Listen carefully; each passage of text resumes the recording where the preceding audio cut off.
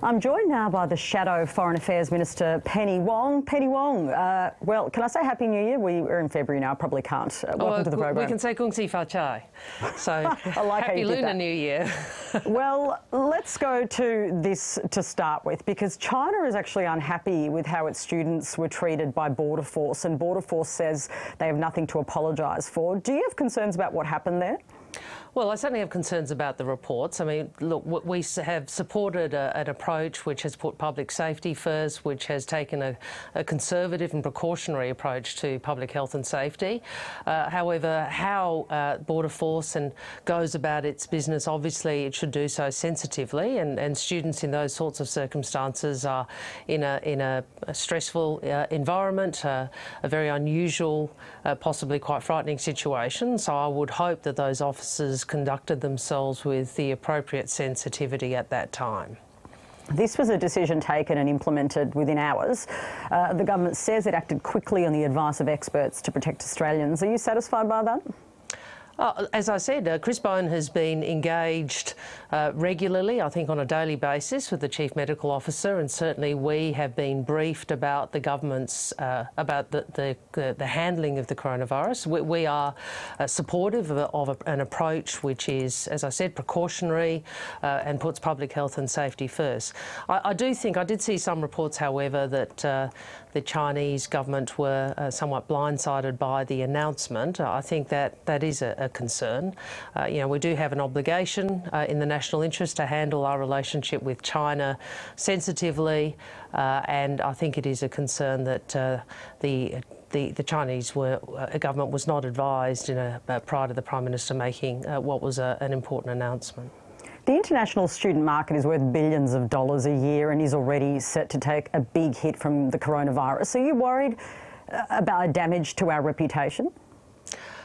Look, I think that there are obviously a whole range of consequences, economic consequences for the tourism sector, consequences for the education sector, and we have a very strong bilateral economic relationship with China, but ultimately the government does have to make decisions based on public safety and public health first, and take the advice of experts, and as we understand it, that's what they're doing, and we've sought to take a very constructive approach to that. And ultimately, there have also been, concerns and questions around the way that the Chinese government may have responded to the coronavirus outbreak. It's infected more people than SARS, and the number of fatalities is approaching the level of SARS. Are you concerned about the way that the Chinese government has handled this? Look, the Chinese government has obviously taken a lot of decisions. I don't think we're in a position on the basis of media reporting and commentary to make judgments at this point about those decisions. I think that the focus now has to be, firstly in Australia, but also the international community working together to prevent, this continuing to escalate. And I think that the Australian government and certainly the officials to whom we've spoken, that is their focus. I would make one point though, Patricia. I have seen some reports both on social media and in the mainstream media about some targeting of Asian Australians, some ugly things being said. It's very important that we continue to stand against those kinds of remarks, to stand with the Chinese community who are in Australia, who are obviously very concerned and are doing the work that the community wants to do to ensure people are informed. It is important that the sort of ugliness that you can see and have seen on social media and otherwise, and more broadly, that politicians and leaders stand against that. During question time today, Anthony Albanese in the lower house, of course you're the leader in the Senate, asked whether the government would fund all the projects Sports Australia recommended and the projects, of course, that people missed out on. Is it Labor's position those projects should be funded? Well, he's made clear that, Anthony's made clear that the projects that weren't funded because the process was rorted, projects that were recommended by Sports Australia should be funded. I mean, why should mums and dads and communities who do the work, do their own work, volunteer their time to their club, to their community group, put in an application, get a good score? Why should they lose out because Scott Morrison's government decides to play party politics with taxpayers' money? Do you accept that Labor has in the past used programs like this to pork barrel seats as well? I have read the Auditor General's report, and I have not seen a report be so scathing of a government program. And this is pork barrelling on an industrial scale, and it was consistent and from the centre of government. It was a program that was funded well before the election. The year before, they worked on it, they continued to add money to it, do more rounds, all of the while focusing on which electorates and prioritising Liberal marginal seats and target seats. Now, I think it's an extraordinary rort, and I'm pleased today, just before I came up to the studio, to say that the Senate has voted to establish a Senate Select Committee into this sports rorts.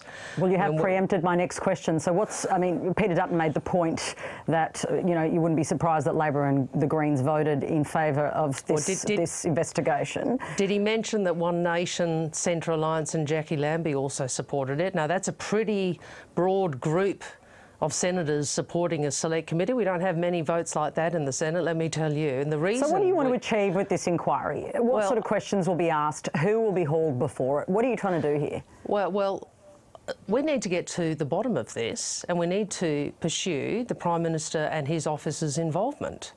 I mean, no one believes that the Prime Minister isn't up to his neck in this. The reality is this. But is there any evidence of that? We have a program. We have a program where taxpayers' funds were distributed in a way that was clearly rorted in order to achieve the political purposes of the Liberal Party, of the coalition. We then have a Prime Minister who commissioned his own former Chief of Staff to write a report that enables him to sack Senator McKenzie but not disclose his own involvement. That's how people should understand the Gaetjens report. It gave the Prime Minister a mechanism to sack a minister without actually having to disclose his own officer's involvement. The reality is he continues to refuse to answer questions about what his officer's involvement was. We saw that today in the House. We certainly saw that today in the Senate. And this committee should pursue what engagement Scott Morrison and his office had and will in the head this of program. PM&C be invited to provide evidence to this inquiry? Well, I don't want to preempt the decisions of the committee. But can we expect that kind of you should list? expect that the committee will, I am sure, go down all the paths the Prime Minister doesn't want us to go down. I mean, the thing the Prime Minister has never answered with any weight. He's never really given an answer that I think Australians, can believe or accept. Why is he keeping the report from Mr. Gaetjens secret? Why is he? Should these sorts of grant funding decisions be taken out of the hands of politicians altogether? Well, politicians should distribute the grants in accordance with the government guidelines. I mean, it's not the government's money; it's taxpayers' money. Now, elected representatives make decisions, but they need to do so fairly. It's not money that's distributed just for political purposes. And the problem with this program is it hasn't been fair. It's been rorted.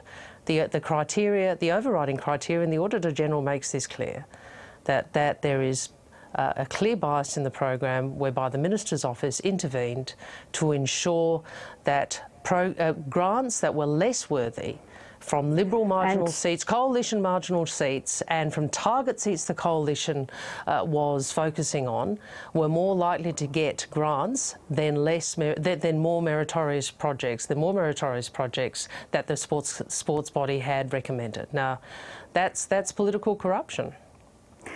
So ultimately, then, what are you trying to achieve with this inquiry? Because a minister has resigned over this, Penny Wong.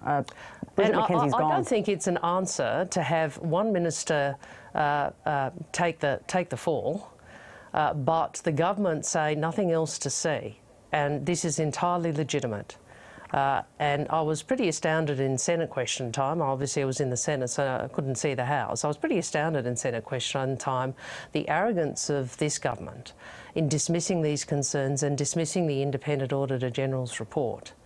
And anybody who reads that report, would be astounded, I think, about the clinical way in which it goes through the system of making sure that politics was the overriding criteria for these grants. Just finally on the bushfire crisis over summer, this is the first time I've got to speak to you. I interviewed you on Insiders and you talked about coal and a repositioning really on the coal industry after the election. After this bushfire season, what is your position on decarbonisation and the pace of decarbonisation needed in Australia? Do you think that there is a climate emergency that means that tougher action needs to be taken? Patricia, I've spent how many years now? 15 years? A lot, yeah, a lot of years arguing for stronger action on climate change. I vehemently believe that this crisis is worsening. I vehemently believe that the advice of scientists should have been taken. I stood up in the Parliament in 2009 as then Climate Minister, trying to persuade the Greens and the Greens to vote with us and you know, some Liberals to vote with us, which they did on an emissions trading scheme, because I believe we had to reduce Australia's emissions. Sure, and I but said after in the that election, speech, no, hang you on, talked about coal. Yeah, and coal, of course, because the reality is coal is part of our economy and we have to consider how we approach this issue. That doesn't mean we don't focus on what we can do about climate change. I mean, the reality is, under our government, we consistently reduced emissions, we consistently increased renewable energy. One of the things that I'm most proud of is I was the minister that was responsible for expanding the renewable energy target. Now, what we have instead of a government that was prepared to do that is we have a government that is tearing itself apart again on climate and that refuses to do anything. It refuses to do anything. You know, that is... We see again Peter Dutton on your program engaging in fake news, trying to blame arsonists, trying to blame, I can't recall what else, what was he saying? It's inconsistent with the advice from the Victoria Police, what he's saying. It must be seen for what it is. And that is an attempt to divert attention because they don't actually want to do anything about climate change, something that the Labor Party has always fought for action on. Penny Wong, thanks so much for joining us. I hope to be joined by you again on this program very soon. Good to speak with you.